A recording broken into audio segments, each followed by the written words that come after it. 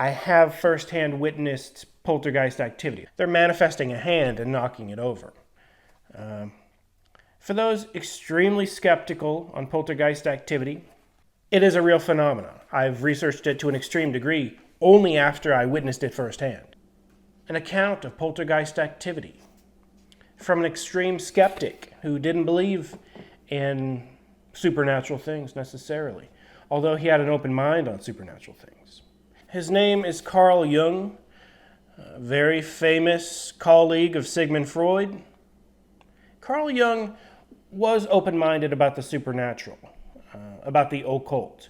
He knew something existed. He knew some phenomena existed. It just hadn't been pinpointed and dissected by science or by psychologists on any extreme level, proving what it was and what it was not. And even to this day, it's still in a similar state of the unknown. Memories, Dreams, Reflections by C.G. Jung, page 155. It interested me to hear Freud's views on precognition and on parapsychology in general. When I visited him in Vienna in 1909, I asked him what he thought of these matters. Because of his materialistic prejudice, he rejected this entire complex of questions as nonsensical, and did so in terms of so shallow a positivism that I had difficulty in checking the sharp retort on the tip of my tongue. It was some years before he recognized the seriousness of parapsychology and acknowledged the factuality of occult phenomena. While Freud was going on this way, I had a curious sensation. It was as if my diaphragm were made of iron and were becoming red hot, a glowing vault. And at that moment, there was such a loud report in the bookcase, which stood right next to us, that we both started up in alarm, fearing the thing was going to topple over on us. I said to Freud, "There, that is an example of a so-called cataclysmic exteriorization phenomena." "Oh, come," he exclaimed, "that is sheer bosh." "It is not," I replied. "You are mistaken, Herr Professor. And to prove my point, I now predict that in a moment there will be another such loud report." Sure enough, no sooner had I said the words than the same detonation went off in the bookcase. The red-hot feeling in Carl Jung's diaphragm is the feeling of a spirit entity walking through your body. Period. That's what it is. See, Carl Jung didn't know that, because perhaps it had been the first time he had ever experienced such. Spirit entities have the ability to walk through us on a regular basis, and they do so on a regular basis. But for a human to know it's happening in real time is the tricky thing, because most of the time we're not going to know, unless they want us to know, or unless they make it a strong sensation, or unless we happen to be spiritually gifted. Most people are not spiritually gifted in this sense. It's a very abstract concept, and it's a spiritual gift that isn't focused on very much. But it is legitimately a spirit gift of being able to feel when a spirit walks through your body. Perhaps Carl Jung did have this spiritual gift, but perhaps it was a spirit entity simply making itself known, walking through Carl Jung.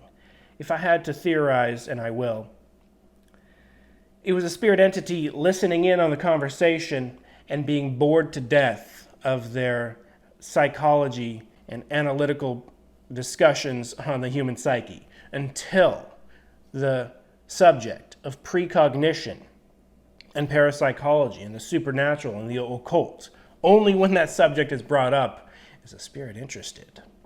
Because that's what spirits are all about. They are that. And so spirits are interested. They perk up their spirit ears, if you will, when the subject of them is discussed.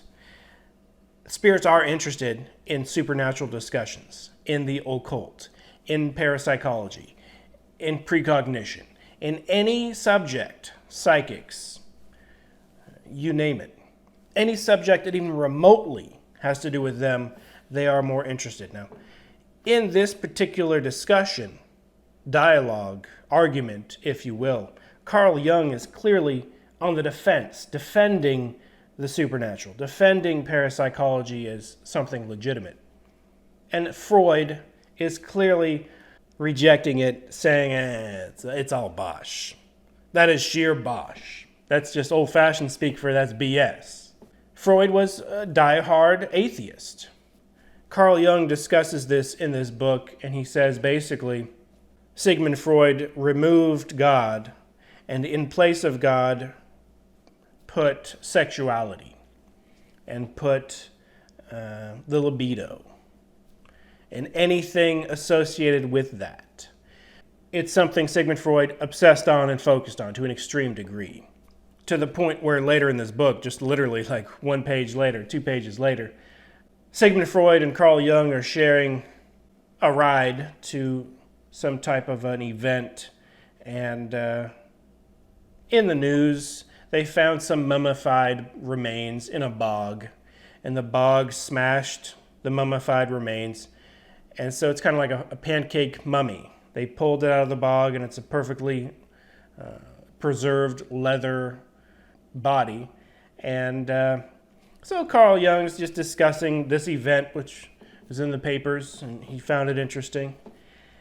And Sigmund Freud is so obsessed on sex and sexuality that it made him sick, because all Freud can think of is sex and sexuality, and Carl Jung's just talking about corpses they found in the bog.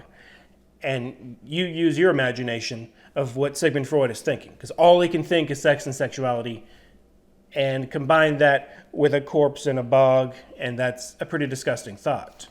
But it just gives you insight, it gives you an example of how messed up Sigmund Freud was.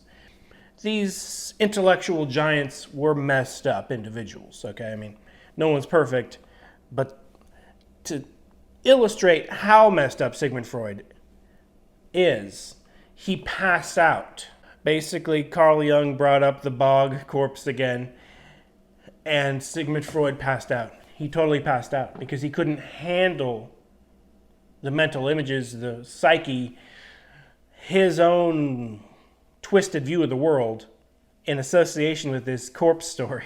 He couldn't imagine it, so he passed out. And instead of focusing on sexuality for once, he later told Carl Jung, "I thought you wanted me dead. Why are you going to talk about a corpse all day? Other than subconsciously, you want me killed. You want me dead like that corpse." He claims that's one of the reasons he passed out. But that's a extreme response to just a discussion on something in the newspaper. Just an insight into Freud a little bit. I believe it's on the next page. Carl Jung says he doesn't know why he said it's going to happen again.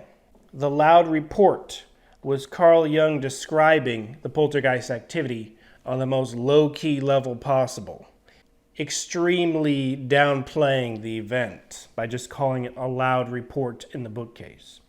They both thought the bookcase was going to fall over and kill them. It wasn't an earthquake. It was poltergeist activity in the bookcase, and evidence of it being poltergeist activity, as it happened 2 times. But the stronger evidence of it being poltergeist activity is the burning feeling in Carl Jung's diaphragm. I feel that occasionally. It'll be once a month, once every 3 months, maybe once every 6 months. It doesn't happen every second of every day, but it sounds like a relatively strong spirit walked through Carl Jung. The stronger the spirit, the stronger the burning sensation in your stomach, in your chest, in your body. I feel it sometimes walking back to front, sometimes front to back. I have felt it side to side. Really depends. Whatever angle the spirit wants to walk through your body, it's a pretty freaky sensation. And having never experienced it, Carl Jung actually described it very beautifully. Hot iron in the diaphragm, burning.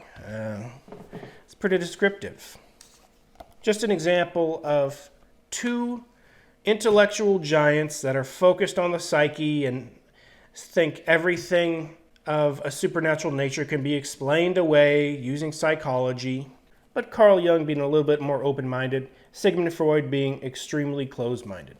Yet he still experienced the poltergeist activity. No doubt never writing about it, because it would go against his own dogma. Carl Jung said, Sigmund Freud just replaced one dogma for another. But that's his take on what Sigmund Freud did. Why jump off into a huge tangent? Because poltergeist activity exists. I can see the